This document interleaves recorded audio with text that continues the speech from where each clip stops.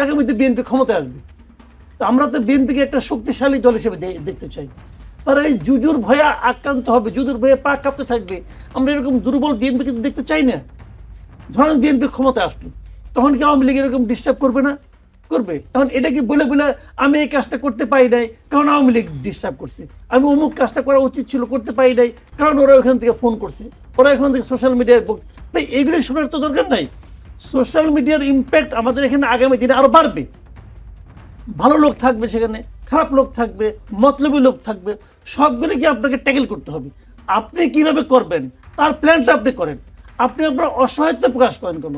আপনি আপনার অজুহাতগুলি দিচ্ছেন কেন? যখন আপনি অজুহাত দেন তখন কিন্তু আপনাদের প্রতি আমাদের আস্থাটা কমে যায়। আমরা তো একটা শক্তিশালী সরকার চাই, যে সরকার এমনি অনেক কিছু ঝামেলা হয়ে গেছে, শক্তিশালী বিরোধী দল থাকবে কিনা একটা সন্দেহ তৈরি হয়েছে। তারপরেও তো আমরা চাই যে আগামী দিনে আমরা কি চাই। আগামী দিনে বিএনপি আসলো না, আওয়ামী লীগ আসলো না, জামাত আসলো, ভাই এগুলো আমি বদার করি না। আমার জানা দরকার হলো আগামীতে দেশটা শান্তিপূর্ণভাবে চলবে কিনা। আমি জানতে চাই যে আগামীকাল আমার জীবন নিরাপদ থাকবে কিনা। শুনেন, এই দেশের সাধারণ মানুষের আমি মনের ভাবটা বলি। সাধারণ মানুষ বলে না যে এমন একটা সরকার আসুক যে আমার বাসায় বাজারটা পৌঁছায় দিবে, এটা সাধারণ মানুষ চায় না। সাধারণ মানুষ চায় যে আমার ইনকাম আমিই করব, আমার বাজার আমিই করব, আপনি আমাকে আপনি গভর্নমেন্ট আপনি আমাকে ডিস্টার্ব করেন না। মানুষ আর কিচ্ছু চায় না। এদেশের মানুষের মতো এত কম চাওয়া আর পৃথিবীর অনেক দেশেই নাই। আপনি ওয়েস্টার্ন কান্ট্রিতে যান, তারা সামাজিক নিরাপত্তা চায়, অমুক চায়, তমুক চায়, পেনশন চায়, কত কিছু, বেকার ভাতা চায়। আমাদের চাই না। আমাদের চাওয়াটা আপনি আমাকে প্লিজ ডিস্টার্ব করেন না। এরা তো ক্ষমতা যাওয়ার আগেই ডিস্টার্ব শুরু করছে। 2427cc মডেলের প্রতিটি গাড়ির দাম 1,59,00,000 টাকা। এসব গাড়ি কিনতে ব্যয় হবে 101,61,00,000 টাকা। তার মানে নির্বাচন হচ্ছে, নতুন সরকার শপথ নিচ্ছে এবং নতুন গাড়িতেও চড়ছে, তাই তো? শুনেন, এই গাড়ি টাড়ি তো ব্যাপার না, গাড়ি কত টাকাতে কিনছেন এটা ইম্পর্টেন্ট না। ইম্পর্টেন্ট হলো কিনলেই লাভ, কিনলেই কমিশন। কমিশনটা তাড়াতাড়ি নেওয়া দরকার, এটা হলো মূল বিষয়টা ভাই। ওই যে দেখবেন না, ছোটোবেলায় একটা জোক শুনছিলাম, এই যে বাসায় কাজের লোক রাখবে, বলতেছে বেতন কত, কয় কি যদি আমাকে দিয়ে আপনি নর্মাল কাজ করান তাহলে 100 টাকা, আর যদি বাজার করতে দেন তাহলে 50 টাকা। তো এখন এটা হচ্ছে ওই জিনিস যে ওনাদের যাওয়ার সময় হয়ে গেছে, এখন শেষ সময়ে যা পাই, যে উপায়ে পাই, ভাই গাড়ি যারা আসবে তারা কিনবে, অসুবিধাটা কি আছে? আপনাকে কিনতে হবে কেন? এতদিন গাড়ি ছাড়া চলে নাই। আগের সরকার যারা দেশ ছেড়ে চলে গেছে, এটা কি গাড়িটার সঙ্গে কেউ নিয়ে গেছে? যায় নাই তো। সমস্যাটা কি? ওনাদের গাড়ির দরকার আছে কি নাই এটা এই সরকার এখন টের পাচ্ছে, মাথা খারাপ হয়ে গেছে। এটা কি বলবেন? এটা বলে মানে এটা মানে এগুলো এটা কথা বলতেও লজ্জা লাগে। এটা কি তোমাদের কাজ? তোমাদের যেটা কাজ সেটা করো। এই কেনাকাটা হলো কাজটা দেব। মাঝখানে দেখলাম যে বিদেশে ওই কি প্রবাসীদের ভোটারের জন্য ব্যবস্থা করছে। এখন 50 কোটির উপরে হলে পরে একদিকে পাস করতে হয়, এই জন্য 49,43,00,000 টাকা বাজেট। মানে একটু কমাই দিচ্ছে, তাদের নাকি ইমিডিয়েট পাস করা যায়। ওখানে আবার 30 জন পরামর্শক, প্রবাসীদের ভোট কিভাবে নেবে এই জন্য পরামর্শগুলো 30 জন, তার জন্য বাজেট হলো 15 কোটি টাকা। মানে এটা হরিলুট শুরু হয়ে গেছে। চলতি অর্থ বছরে যানবাহন কেনার ক্ষেত্রে ব্যয় সংকোচনের পদক্ষেপ নিতে একটি পরিপত্র জারি করেছিল অন্তর্বর্তী সরকার। এই পদক্ষেপে সেটা উপেক্ষিত হলো কিনা, এবং 8ই জুলাই করা পরিপত্রে যেটা বলা হয় যে পরিচালনা উন্নয়ন বাজেটের আওতায় সব ধরনের নতুন যানবাহন কেনা বন্ধ থাকবে, তাহলে এটা কি করে সম্ভব? এটা করলেই সম্ভব। উপেক্ষিত হতে কিসে? উপেক্ষা করলাম, আপনি কি করবেন? আমার লাভটা ধরলে হিসাবটা ভাই ক্লিয়ার। এগুলো নিয়ে এখানে নীতি নৈতিকতা খুঁজতে যায়েন না প্লিজ। টায়ার্ড হয়ে যাবেন, এক পর্যায়ে পাগল হইতে পারেন। নীতি নৈতিকতা খুঁজেন না। সিস্টেমটা হলো আমি লাভ চাই, আমি ইমিডিয়েট কিছু চাই, এইটার সঙ্গে কে কে জড়িত ওটা খোঁজ নেন, তাহলে বুঝবেন তারপরে তাদের কি লাভ হচ্ছে। আদালতে আজকে সাংবাদিকদের গায়ে হাত তোলা হয়েছে এবং সাংবাদিক পান্নার জামিন নামঞ্জুর, দুটি ঘটনাই ঘটেছে। আপনি একজন সিনিয়র সাংবাদিক, আপনি এই ঘটনায় মানে পর্যবেক্ষণ কি আপনার? আদালতে শুধু যে সাংবাদিক উপর হামলা হচ্ছে বা অন্য রাজনীতিবিদদের উপর হামলা হচ্ছে তা তো না। আদালত এখন অনিরাপদ জায়গা হয়ে গেছে। এটা সবচেয়ে দুঃখজনক যে যেখানে মানুষ বিচারের জন্য যাবে সেখানে বিচার পাওয়াটা কঠিন হয়ে গেছে। আপনি তো আগে আদালতে যেতেই পারছেন না। তো আদালত কতটা মানে মানে জনবিচ্ছিন্ন হলে, মানে জন আকাঙ্ক্ষা থেকে দূরে সরে গেলে লতিফ সিদ্দিকীর মতো একজন সাবেক মন্ত্রী এবং মুক্তিযোদ্ধা উনি বলেন যে আমি দেব কেন, আদালত ওকালতনামায় স্বাক্ষর করব কেন, কারণ যেই আদালতের ক্ষমতা নাই যে আমাকে জামিন দেওয়ার, স্বাধীনভাবে অ্যাক্ট করার, তাহলে সেখানে তো আমি জামিন চাইতে যাব না।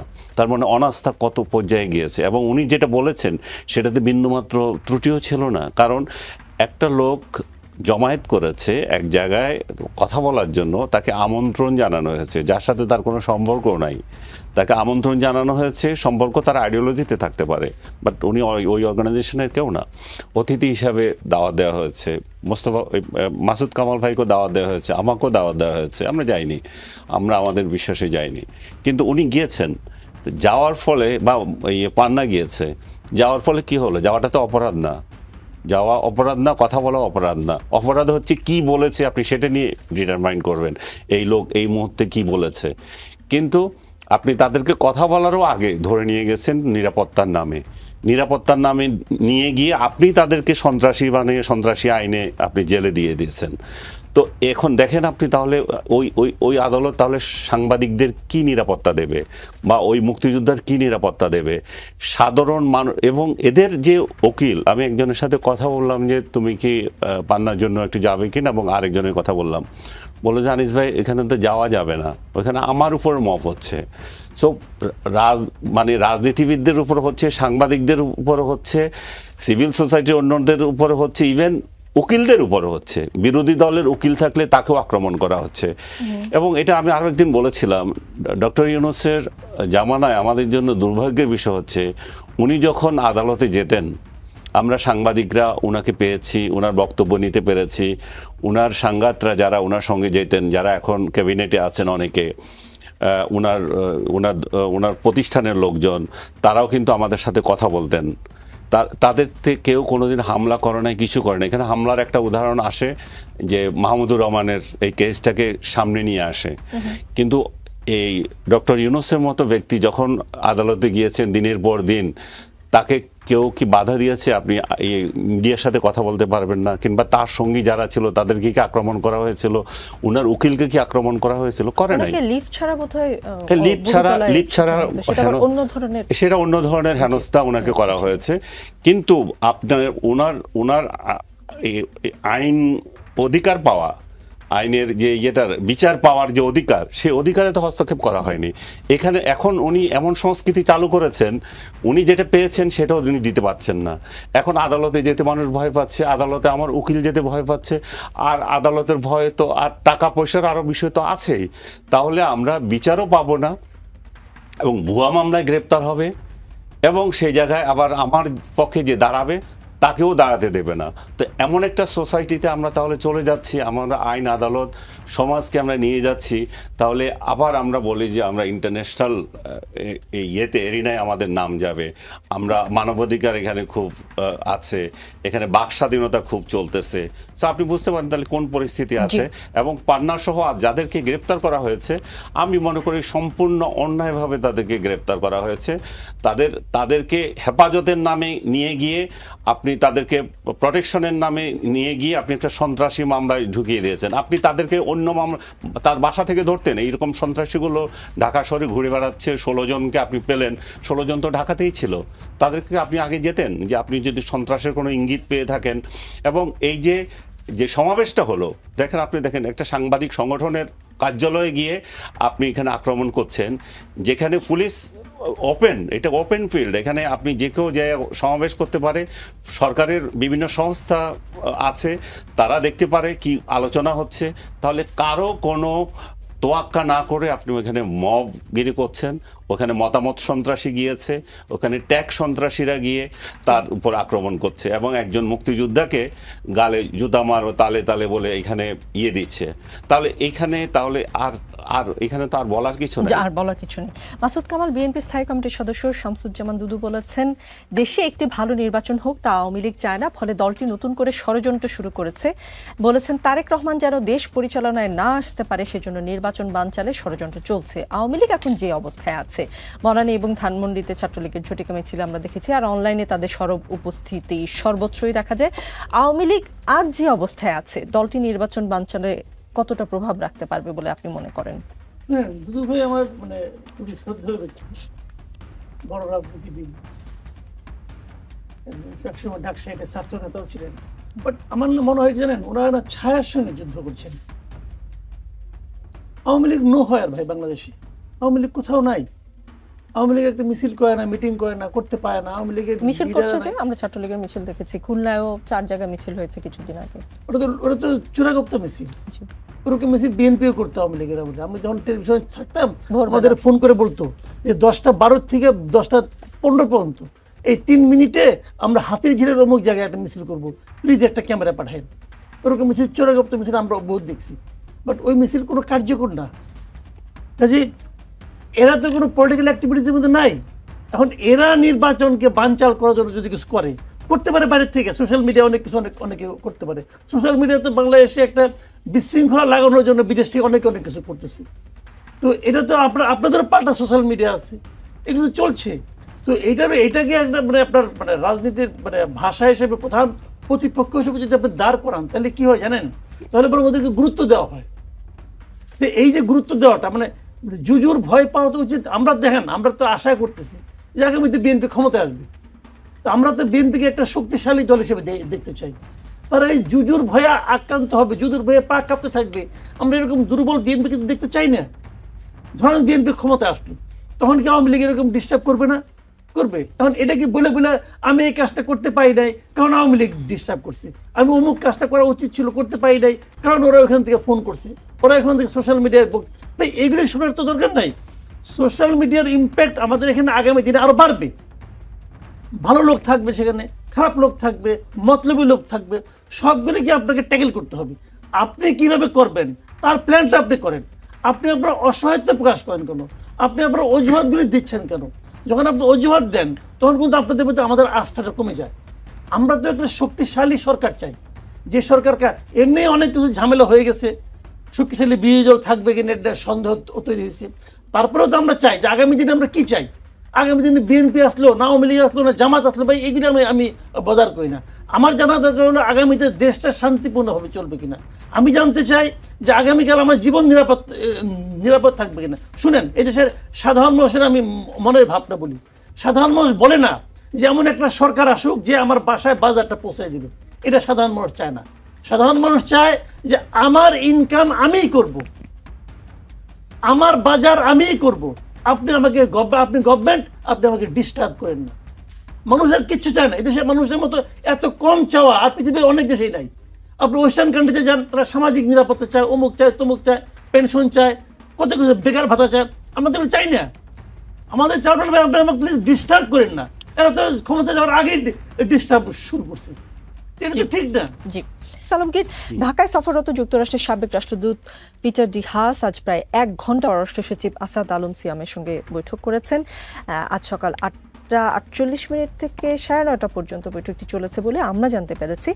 তার এই সফর ও বৈঠক নিয়ে কূটনৈতিক মহলে নতুন করে আলোচনা সৃষ্টি হয়েছে। এই বৈঠকের রাজনৈতিক কোনো তাৎপর্য আপনি দেখেন কিনা? আমি এটা ছোট করে জবাব দিতে চাই, আমি অন্য প্রশ্নে যেতে চাই। এটা হচ্ছে যে যেহেতু এই সরকারটা আমেরিকান ইনস্টলেশন বলে প্রচার আছে এবং আমেরিকানরাও বলছে নানা জায়গায় ডিপ স্টেটের হাত আছে এটা বানানোর ক্ষেত্রে, এবং সর্বশেষ আমরা দেখলাম যে এমন একটা রিপোর্ট আমেরিকানরাও বলছে, কোথায় আমেরিকান অনেক বুদ্ধিজীবী বলেছে, অনেক ইন্টারভিউতে বলেছে তারা এটাতে অংশ নিয়েছিল, তাদের সরকার ডিপ স্টেটের কথা বলেছে, আপনি হয়তো খেয়াল নাই আপনার। আচ্ছা, একটা ইন্টারভিউ পড়েছিলাম আমি। তো তখন এতগুলো অবস্থা যখন হয় তখন তো তাদের স্বার্থ দাঁড়ায়, এবং তাদের স্বার্থ যা যে আরো বড় করে, তাহলে সেখানে দেখেন যে রাষ্ট্রদূত তো নাই, ডেপুটি যিনি আছেন উনি সিএ থেকে শুরু করে সবার সাথে বৈঠক করছেন, এখানে আমাদের রাজনৈতিক দলের নেতারাদের সাথে বৈঠক করছেন এবং প্রধান বিচারপতির সাথে বৈঠক করছেন না কার সাথে, তারা সব রাজনৈতিক দলের সাথেই বৈঠক করছেন। এবং এটা হচ্ছে এক ধরনের বাংলাদেশের অভ্যন্তরীণ রাজনীতিতে একবার নগ্ন হস্তক্ষেপ। আপনি জাস্ট এটা যদি চিন্তা করেন, ভারত করছে বা চীন করছে বা পাকিস্তান করছে, তখন রাজনীতি কি হইচই হতো। আসলে আমি আমেরিকা করছে বলে আমাদের এটা চোখে পড়ছে না। তো সিয়ামের সাথে আজকে যে বৈঠক হয়েছে এটা আমি মনে করি যে তার এটা তো খুবই ভালো যে তার স্ট্যাটাসে একজন লোক তার সাথে কথা বলতে এসেছে। এটা যদি আরও উচ্চ পর্যায়ের কেউ বা তা মানে উনি তো, আমি তো মনে করছি যে এটা ডক্টর ইউনূসের সাথে বৈঠক করবে যে কি করতে হবে না করতে, তো ফর্দ দিয়ে যাবে। তো এটা একটা ভালো ইয়ে যে কূটনৈতিক শিষ্টাচার বরং এখানে রক্ষা হয়েছে। আমি ইলেকশন নিয়ে বলতে চাচ্ছি যে যেটা বারবারই আপনারা আলোচনা করছেন যে ইলেকশন হবে কি হবে না, এটা একটা বড় কোয়েশ্চেন কিন্তু মানুষের মধ্যে আছে। কিন্তু আমি ব্যক্তিগতভাবে মনে করি যে ইলেকশন হবে, এবং এই যে আসাদুজ্জামান এই রিফর্ম সাহেবের যেটা বললেন এর আগে সিএ হবে কি না না হবে, সেই বিষয়গুলো আসলে মানুষের মধ্যে জল্পনা কল্পনা তৈরি করছে। এই যে জামাত আমিরের আপনি উদাহরণ দিলেন যে পিআর ছাড়া ইলেকশনে হয়তো তারা শক্ত অবস্থান নিচ্ছেন। তো সেই জায়গায় কেয়ারটেকার গভর্নমেন্ট নিয়েও কিন্তু একটা রায় আসছে বা হচ্ছে যে পুনর্বহালের, এবং সেই ওইটা যদি পুনর্বহাল হয় তাহলে ডক্টর ইউনূসের সরকারকেও তো পুনর্বহাল করা যায়। তাহলে এইটা পিআর যদি এই ইলেকশনে যদি অ্যাপ্লাই করতে হয়, মানে সামনের ইলেকশনে, তাহলে এটা কেয়ারটেকার গভর্নমেন্টও ইনস্টল করতে পারে, তারাও ইলেকশন করতে পারে। এবং কেয়ারটেকার গভর্নমেন্ট নিয়ে যে একটা ধূম্রজাল এখন হচ্ছে যে আমেরিকা এটা দিয়ে ভারত চায় যে একটা অংশগ্রহণমূলক নির্বাচন হোক, এবং অংশগ্রহণমূলক নির্বাচনের জন্য আমরা বারবার বলে থাকি যে, কারণ এই জন্যে বলে থাকি যে আমাদের এই ইলেকশনের ভাগ্য নিয়ে তখন কিন্তু প্রশ্ন উঠবে, এই সরকারের লেজিটিমেসি নিয়ে প্রশ্ন উঠবে, যেটা শেখ হাসিনার আমলে যেটা হয়েছিল ঠিক একই কায়দায় আবার এটা হতে যাচ্ছে। এখন প্রশ্ন তুলে যে এরা যে গণহত্যা করেছিল, এটা এই করেছিল ওই করেছিল, সেই কাহিনী যে আপনারা তাহলে জাতীয় পার্টি বা আওয়ামী লীগকে পুনঃস্থাপন করতে চান। দেখেন দুইটা জিনিস কিন্তু দুই জিনিস, এবং এখানে দুই জিনিস, একটা সরকার এবং রাজনৈতিক দল। একটা রাজনৈতিক সরকারের অপকর্মের জন্য আপনি একটা রাজনৈতিক দলকে সাজা দিতে পারেন না। আপনি রাজনৈতিক দলকে যদি সাজা দেবেন তাহলে সেটা হতে হবে আইনগতভাবে। এখানে কোনো আইনগতভাবে কোনো অ্যাক্ট নেওয়া হয় নাই। এখানে আপনি নির্বাহী আদেশে একটা রাজনৈতিক দলকে নিষিদ্ধ করে দিচ্ছেন, কার্যক্রম নিষিদ্ধ করছেন, যেটা শেখ হাসিনা তার যাওয়ার 2 দিন আগে জামাতকে নিয়ে করেছিল। জামাতের প্রতীক বন্ধ করেছিল কিন্তু আদালতের মাধ্যমে, কিন্তু তাকে সর্বশেষ যে অ্যাকশনটা তার বিরুদ্ধে নেওয়া হলো সেটা কিন্তু নির্বাহী আদেশে। তো ডক্টর ইউনূস সেই নির্বাহী আদেশে করতে যাচ্ছে। এখন এখন বলতে গেলে বলে যে তাহলে কি নাৎসি বাহিনীকে কি করা হয় নাই, তারা কি ইলেকশন করতে পেরেছিল? সঙ্গে সঙ্গে নাৎসি চলে আসবে। আচ্ছা, নাৎসি কি জন্য ছিল? নাৎসি হচ্ছে এথনিক ক্লিনজিংয়ে ছিল। এখানে বাংলাদেশে কোনো এথনিক ক্লিনজিং হয়েছে? যেটা হয়েছে রাজনৈতিক বিরোধ, রাজনৈতিক মতবিরোধে একটা দল সরকারের পতন হয়েছে, আরেক দল জিতেছে। রাজনৈতিক বিরোধ এটা যদি হয়ে থাকে তাহলে তো রাজনৈতিক বিরোধ, জুলাই আগস্ট গণঅভ্যুত্থান রাজনৈতিক মতবিরোধ ছিল, সরকার পরিবর্তন তো অবশ্যই রাজনৈতিক বিরোধ। এটা তো এথনিক ক্লিনজিং ছিল না, তাই না? এটা তো আমাদের অভ্যন্তরীণ একটা স্বৈরাচারী সরকার, যেটা আপনি মিন করতে চাচ্ছেন, তাকে হটানোর আন্দোলন। এটা তো নাৎসি কিছু হয়নি, তাই না? আপনি কি বলবেন এখানে নাৎসি কিছু হয়েছে? সো এই আন্দোলন তো আমাদের সেই 71-ও ছিল। 71-এ যে রাজনৈতিক দলটা অপকর্মে অংশ নিয়েছিল জামাতে ইসলাম, সেই জামাতে ইসলাম তো শুধুমাত্র অপকর্মে অংশ নেয়, সে তো এই রাষ্ট্রটাকেই চায় নাই। যেই একটা রাজনৈতিক দল গণহত্যায় অংশ নিয়েছিল, রাষ্ট্রই চায় নাই, তাকে আমরা কিন্তু রেখেছি। তার বেলায় আমরা বলছি না যে নাৎসি। নাৎসিকে যদি ইয়ে করা হয়, নাৎসির যে কর্মকাণ্ড, সেজন্য তাকে ব্যান করা হয়েছিল। নাৎসিকে ব্যান করেছিল কি নির্বাহী আদেশে করেছিল? সেটা একটা আন্তর্জাতিক আদালত তাকে রায় দিয়ে বন্ধ করেছিল। করেন, বাংলাদেশেও করেন। আপনি যদি আওয়ামী লীগকে নিষিদ্ধ করতে হয় আন্তর্জাতিক আদালত দিয়ে, তাহলে তাকে করেন, সেখানে তো কোনো অসুবিধা নাই, তাই না? কিন্তু আমরা যেটা করতে যাচ্ছি, একতরফা নির্বাহী আদেশে মন গড়া কিছু করতে যাচ্ছি, আবার ইনক্লুসিভ ইলেকশনের কথা বললে তাদেরকে দালাল বলছি, কিন্তু আমরা এটা বুঝতে পারছি না যে এই কনসিকুয়েন্স পরবর্তীতে কি হবে, এবং সেটা আমরা নতুন প্রজন্মের কাছে তখন কি জবাব দেব।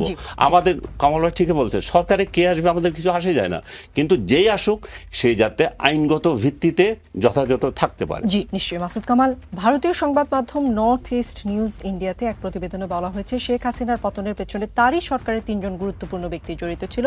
প্রতিবেদন অনুযায়ী ওই 3 জন হলেন সালমান এফ রহমান, আনিসুল হক এবং মোহাম্মদ আরাফাত। আওয়ামী লীগের একজন নেতাকে উদ্ধৃত করে এই প্রতিবেদনে বলা হয়, একটি টেলিভিশন সাক্ষাৎকারে আরাফাত যে মন্তব্য করেছিলেন যে শিক্ষার্থীদের আন্দোলন মোকাবেলার মতো যথেষ্ট বুলেট সরকারের হাতে আছে, তার প্রভাব হয়েছিল মারাত্মক। ওই মন্তব্য শেখ হাসিনা সরকারের প্রতি ক্ষোভ আরও বাড়িয়েছিল। ওই সময় ওই কথা বলা নিছক বোকামি ছিল না, এটা সচেতনভাবে করা হয়েছিল। এই রিপোর্টের এসব তথ্য কি এটা বলতে চাইছে যে আওয়ামী লীগ জুলাই আগস্ট নিয়ে এখন যে ষড়যন্ত্র তত্ত্বের কথা বলছে সেখানে দলটির ঘরের লোকেরও বড় অবদান আছে, এরকম কিছু মিন করেছে কিনা রিপোর্ট? শুনুন, আমি একটা কথা বলি, হাইপোথেটিক্যালি ধরেন ওই 3 জন লোক এই কথাগুলি করে নেই, এই কাজগুলি করে নেই।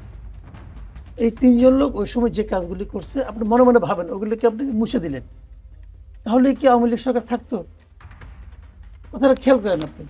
মূল বিষয়টা হলো জানেন কি, মানুষের গণরোষ বাড়ছিল, 15 বছরের পুঞ্জীভূত ক্ষোভ বাড়ছিল, বাড়তে বাড়তে একটা স্যাচুরেটেড পয়েন্টে যে পৌঁছে, তারপরে এখন একটা স্পার্ক। সেটা আনিস আলমগীর যেরকম বলেছিলেন এটা রাজনৈতিক বিরোধের কারণে, আপনি একমত এই কথার সাথে? জুলাই আগস্ট গণ অভ্যুত্থানকে আমি বলি রাজনৈতিক বিরোধ। ক্লিয়ার হয়ে যাবে, আমি বলি আপনাকে জিনিসটা। মানুষের যে পুঞ্জীভূত ক্ষোভটা ছিল সেই ক্ষোভটা বাড়তে বাড়তে এমন একটা পয়েন্টে এসে পড়ছে, তখন একটা স্পার্ক দরকার ছিল। যেভাবে আসুক, সবসময় আগুন কিন্তু দেয়াশালের কাঠি জ্বালিয়ে আগুন ধরানো হয় না, অনেক সময় কিন্তু বৈদ্যুতিক স্পার্কেও আগুন ধরে যায়। তো ক্ষেত্রটা ছিল প্রস্তুত, তখন স্পার্ক হিসেবে কিন্তু এই স্টুডেন্টদের আন্দোলনটা আসছে। স্টুডেন্টরা যখন আন্দোলন শুরু করে, স্টুডেন্টদের কোনো একজন লিডার কি ঘুণাক্ষরে বলেছিল যে আমরা এই জন্য আন্দোলন করতেছি? বা এটা এক দফার আন্দোলন? কোনো কিছু না। তাহলে ধীরে ধীরে মানুষ যখন তাদের সঙ্গে সম্পৃক্ত হতে থাকলো, একটা পর্যায়ে স্টুডেন্টরা চাইলেও আন্দোলন থামাইতে পারতো না, কারণ স্টুডেন্টরা তো মুচুলেখা দিয়েছিল, মুচুলেখা দেয় নাই, আন্দোলন প্রত্যাহার করে নাই, তারা থামাইতে পারছে। তখন তো বেসরকারি ইউনিভার্সিটি আবার হয়ে গেছে, উঠে গেছে। কাজে এই আন্দোলন থামার আন্দোলন ছিল না। এই সালমান রহমান কি বললো, আনিসুল হক কি বললো, আরাফাত কি বললো, এতে কিছু যায় আসে না রে ভাই। মানুষ খেপে গেছিল, মানুষ আর এদেরকে চাচ্ছিল না। বিষয়টাকে এইভাবে দেখেন, এখন তো অনেক সিফাহসালার খারাই গেছে যে আমি করছি, আমি করছি, আমি করছি, এরকম সব আন্দোলনে খারায়, এটা সবসময় খারায়। কিন্তু একটা মুভি দেখছিলাম অনেক আগে, এই চার্লি চ্যাপলিনের, দেখছিলেন কিনা যায় না, মডার্ন টাইম, ওকে জেলে নিয়ে যাওয়া হয়, মানুষ থেকে মিছিল বেরোচ্ছে, তো একটা ইয়ের থেকে আপনার গাড়ি থেকে একটা লাল ফ্ল্যাগ পড়ে যায়, তো এই ফ্ল্যাগটা সামনে নিয়ে গাড়িটা আগে গেছে, তার পেছনে একটা মিছিল ছিল, পুলিশ এসে মনে করে ওই বুধ লিডার, ওরা ধরে নিয়ে যায়। কারণ ও যেরকম লিডার, আজকালকার যারা লিডারশিপ দাবি করতেছে আর ওরকম লিডার। এটা স্বতঃস্ফূর্ত আন্দোলন, এরা যখন দাবি করে তখন বিএনপি আউট হয়ে যায়, বিএনপি তাহলে নাই, বিএনপি নাই। বিএনপির ছাত্রদলের সভাপতি রাকিব, আমি নিজে দেখছি ওর হাতে গুলি লাগছে, ও কই?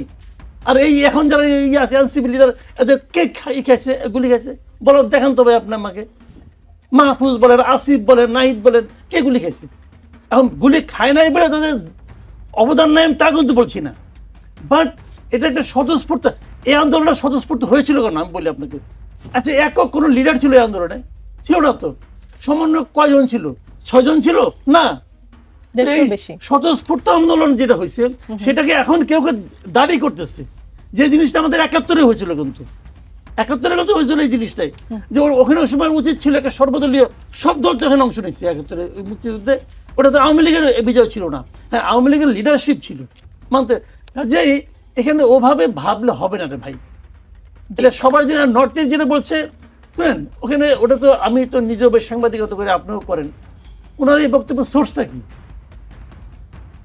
উনি আওয়ামী লীগ নেতাদের সাথে কথা বলে সোর্স দিয়েছেন, নাম বলেননি, কিছুই বলেননি। ওইটা তো সেই ডিপ স্টেট কাহিনী, জি একই আমি যেটা আগে বললাম। জি, আপনি কি হলো ভাই? কিন্তু মাসুদ কামাল বলছেন এটা একদম, শুনেন, রিপোর্টিং করার সময় আমি যখন রিপোর্টিং এক সময় রিপোর্টার ছিলাম, তো সংশ্লিষ্ট সূত্র, নির্ভরযোগ্য সূত্র, এই সমস্ত সূত্র আমাদের পকেটে সবসময়। মানবতা বিরোধী মামলায় যারা অভিযুক্ত হবেন তারা আর কোনো নির্বাচনে অংশ নিতে পারবেন না মন্তব্য যেহেতু সময় হয়েছে। তো অভিযুক্ত হলেই যদি আপনি শাস্তি দিয়ে দেন তাহলে বিচারের দরকারটা কি? ওই তো অভিযুক্ত, যদি বলতেন যে সাজাপ্রাপ্ত হলে নিতে পারবে না তাহলে আমার কাছে গ্রহণযোগ্য হতো। কিন্তু অভিযোগ করছে, অভিযোগ করা মানে তো সে তো এটা প্রমাণিত না। যদি অভিযোগ হলেই তাকে আপনি সাজা দিয়ে দেন অভিযুক্ত হলেই, তাহলে তো বিচারের কোনো দরকার পড়ে না। তো এইটা আমার কাছে না, আমি বুঝতে পারছি না এটা কি তারা খুব একটা উদ্দেশ্য প্রণোদিত হয়ে বিশেষ কাউকে নির্বাচনে বাইরে রাখার জন্য করছেন কিনা আমি জানি না। কিন্তু আমার কাছে এটা মানে এটা পৃথিবীর কোথাও এটা গ্রহণযোগ্য হবে বলে আমার কাছে মনে হয় না। আইনের ছেলে আইনের লোকে না আছে, জি, ও জি, বলুক। জি। কিন্তু অভিযুক্ত হলে যে সব হয়ে যায়, সাজা আপনি দিয়ে দেন ভাই, তাহলে বিচারের দরকারটা কি? আচ্ছা।